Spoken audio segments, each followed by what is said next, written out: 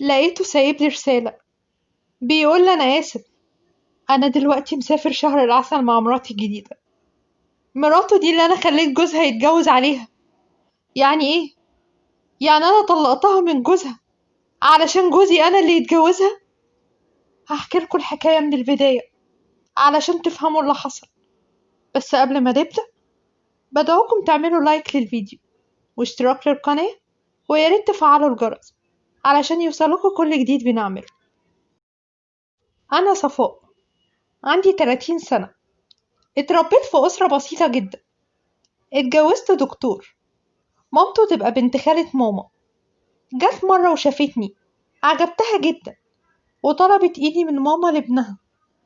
جه وابتدينا نتكلم مع بعض. بصراحة أنا أعجبت بيه من أول مرة، حسيته إنسان محترم جدا وأي بنت فعلا بتتمناه. اتجوزنا ولقيته طيب جدا وحنين، عمره ما اشتكى مني ولا اشتكى من أي حد.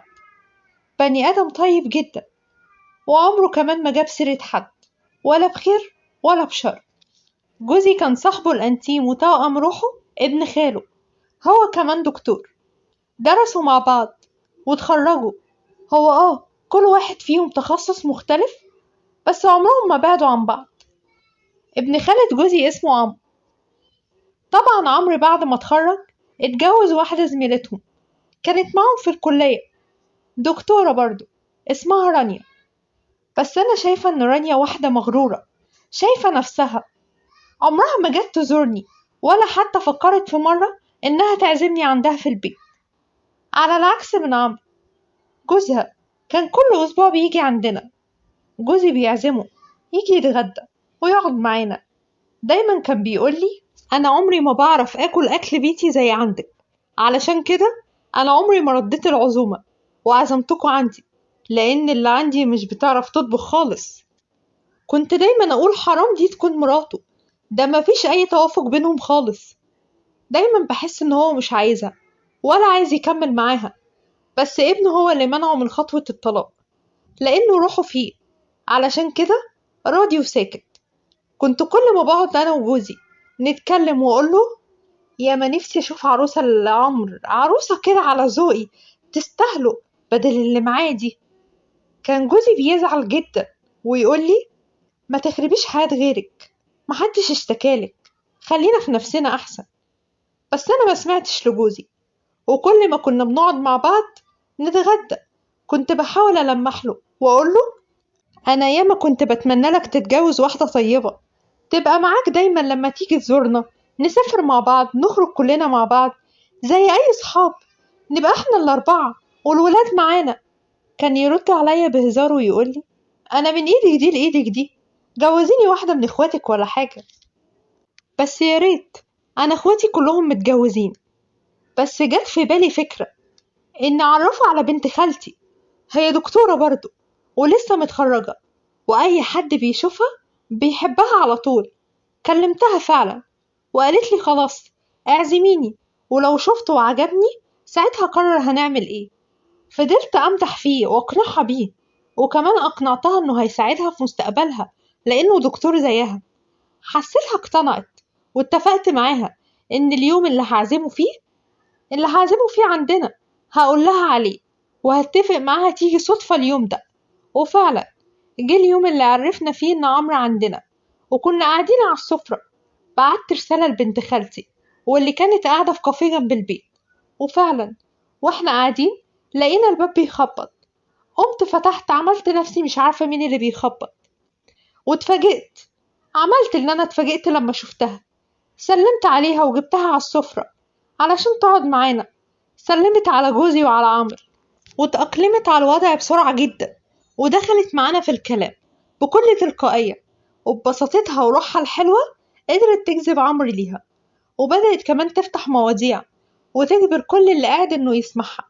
من خفة دمها شفت نظرات الإعجاب في عين عمرو، وتعمدت كمان أمدح فيها وفيه، وقلت لها: على فكرة، عمرو دكتور أطفال زيك، وأكيد هيساعدك في أي حاجة أنت عايزاها.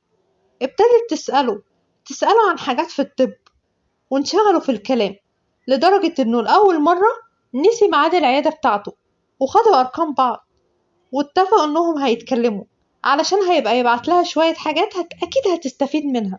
مع الوقت ابتدى عمرو يطلب من جوزي إن اليوم اللي هنعزمه فيه لازم بنت خالتي تبقى موجودة فيه عشان يشوفها، واتطور بينهم الكلام لحد ما اتخطبوا وكتبوا الكتاب وبعدها اتجوزوا. فرحت جدا بالجواز، فرحت بيه قوي، وكأن بنت خالتي أختي أو بنتي اللي اتجوزت. لأ، وكمان اتجوزت مين؟ دي اتجوزت عمرو. كل اللي أنا عملته ده بصراحة علشان أشوف دكتورة رانيا مكسورة ومتحطمة من جواز جوزها عليها. ورغم إن عمرو خبى عليها إنه اتجوز، بس أنا عرفت أوصل لعيادتها وأقول لها بطريقتي، وكأني مش أنا طبعا اللي قلت لها. نسيت أقول لكم، دكتورة رانيا دكتورة نسا، كنت دايما لما بروح لها في أي وقت وعمرو يقول لها إني قاعدة بره كانت بتتعامل معايا كأني واحدة غريبة، كأنها ما تعرفنيش. أنا معرفش ليه كنت طول الوقت بشوفها بتكرهني كده، أو ممكن تكون شايفة نفسها لأنها دكتورة وأنا ما دخلتش جامعة شايفة نفسها أعلى مني. بس هي أصلا ما شافتش علاقتي بجوزي، علاقتي بجوزي الناجحة، وهي علاقتها بجوزها فاشلة. فاشلة إزاي؟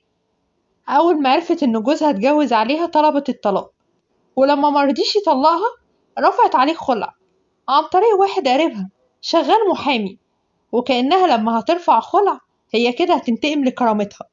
فرحت جدا بطلاقها وتعمدت أروح وأكشف عندها علشان أبارك لها انتصارها اللي هي بتوهم نفسها بيه. بس صدمتني لما لقيتها بكامل غرورها وبتتعامل معايا ببرود بنفس أسلوبها اللي ما فيهوش ولو ذرة مجاملة. لما سبتها ولسه هخرج لقيتها بتقولي مبروك عليكوا عمرو انتي وبنت خالتك. هنا اتأكدت انها عارفة اني انا السبب في جواز جوزها من بنت خالتي. بصيت لها باستحقار ومشيت. وبعد 3 شهور تقريبا اتفاجئت بجوزي ماسك شنطة سفر وبيقولي خدي بالك من نفسك انتي والولاد. ما ادانيش فرصة حتى افهم هو رايح فين وهيرجع امتى وليه مسافر اصلا. لقيت رسالة سايبها لي على الترابيزة، بس انا قلت احضر الفطار للولاد وبعدين ابقى ارجع اشوف فيها ايه. وبعد ما عدى ساعة او 2 تقريبا فتحت الرسالة، وكانت الصدمة لما شفت اللي فيها. كان مكتوب فيها مراتي العزيزة صفاء، انا دلوقتي مسافر شهر عسل مع مراتي الجديدة رانيا، واللي من الاول كانت حبيبتي قبل ما يتجوزها عمرو. جوازها منه كان علشان بس تعاندني، علشان انا اخترتك انتي وسبتها، وانا ما اخترتكيش غير علشان ارضي امي. والنهارده حبيبتي رجعت لي تاني، وده من رضا ربنا عليا. حاولت السنين اللي فاتت دي كلها انساها فيكي، بس ما قدرتش. عارفة ليه معرفتش؟ لانك طول الوقت انت اللي بتفكريني بيها، وانت بتحكي لي بفشلها انها تحب جوزها وانها مش عارفة تهتم بيه، بتأكدي لي انها معرفتش تحب جوزها ولسه بتحبني انا. كنت دايما بدعي ربنا ان لو ليا نصيب فيها ربنا يرجعها لي، وعمري ما قلت لعمرو اتجوز عليها او حتى طلقها مهما اشتكى منها. عكسك انتي اللي فضلتي تلعبي في دماغه لحد ما اقنعتيه وجبتي بنت خالتك علشان يتجوزها. شكرا يا صفاء، شكرا لانك رجعتيلي حبيبتي. عموما خدي بالك من نفسك ومن الولاد، انتوا جزء مني ومسؤولين مني، وانا مش هظلمكوا في اي حاجة. دعواتك دعواتك ليا ان ربنا يسعدني. مفيش كلام بيوصف صدمتي وقد ايه خسرته. المشكلة ان انا مش زي رانيا، انا مستحيل اعمل زيها او حتى اطلب الطلاق او هعمل خلع زيها. انا ما عنديش شغل اصرف بيه على نفسي، ولا اهلي هيقدروا يعيشوني في نفس اللي انا عايشة فيه دلوقتي. ما كانش قدامي غير اني ارضى واعيش واربي ولادي وجوزي قلبه ومشاعره مع رانيا اللي بسببي سهلت له ان هو يرجع لها ويسيبني. ما تنسوش الاشتراك في القناة عشان يوصلكوا أي جديد بنعمله، وتفعلوا الجرس